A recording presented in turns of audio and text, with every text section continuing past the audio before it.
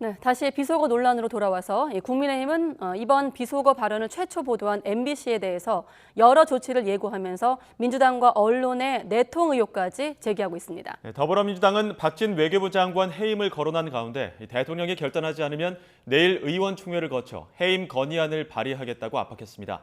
국회 연결해 자세한 내용 들어보겠습니다. 김승환 기자. 네, 국회입니다. 네, 국민의힘이 MBC를 대상으로 강력 조치를 언급했다고요?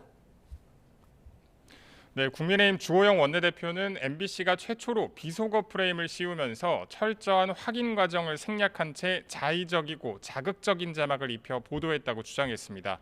수사 의뢰를 할 거냐는 취재진 질문엔 더 검토해보겠다면서도 당이 할 수 있는 조치를 다할 거라고 했는데요. 그러면서 민주당과 언론의 사적 내통 의혹을 제기했습니다. 엠바고가 걸려 있었던 상태에서 보도도 되기 전에 민주당 지도부가 먼저 알았다는 것은 어느 언론인지는 모르겠지만 그 언론이 이 보도 윤리를 어기고 사적으로 내통했다. 권성동 전 원내대표도 SNS에 이번 사태를 대국민 보이스피싱, MBC가 미끼를 만들고 민주당이 낚시했다고 표현했고, 김행 비대위원도 특정 기자가 밀정 노릇을 했다고 의심할 수밖에 없다고 주장하는 등 여권 전체가 공세에 나선 모양새입니다. 네, 더불어민주당은 오늘 윤석열 대통령의 약식 회견 내용에 대해서 반발하고 있다고요. 네, 더불어민주당은 윤 대통령이 진실은 은폐하고 언론을 겁박하는 적반하장식 발언을 이어가고 있다고 평가절하했습니다.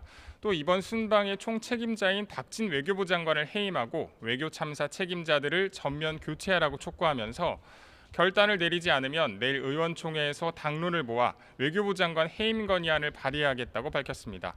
박홍근 원내대표는 여당에서 MBC와 민주당의 유착 의혹을 제기한 것과 관련해서도 강한 어조로 비판하면서 이렇게 말했습니다. 박홍근 원내대표가 마치 MBC하고 유착되었다라고 그냥 의혹 정도 얘기하지 마시고 자신 있게 주장하세요. 제가 법적으로 책임을 고스란히 국민의 이름을 대신해서 물어드리겠습니다. 또 이수진 원내대변인도 국회 브리핑을 통해 국민의힘이 전당적으로 언론 겁박을 하고 있다면서 이를 중단하고 대통령이 부적절한 욕설부터 사과하라고 촉구했습니다. 네, 여야 기싸움이 점점 더 격해지고 있는 것 같은데 순방 논란은 물론이고 입법 과제라든지 이 국감 증인 채택 놓고도 입장이 꽤 달라 보입니다. 네, 당정은 양국관리법 개정안에 대해선 사실상 반대하는 데 의견을 모았지만 민주당은 이번 정기국회에서 처리하겠다고 벼르고 있습니다.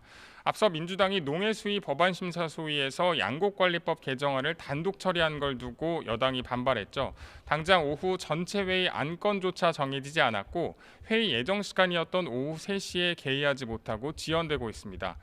다음 달부터 본격화하는 국정감사 증인 신청을 두고도 여야가 기싸움을 벌이고 있습니다.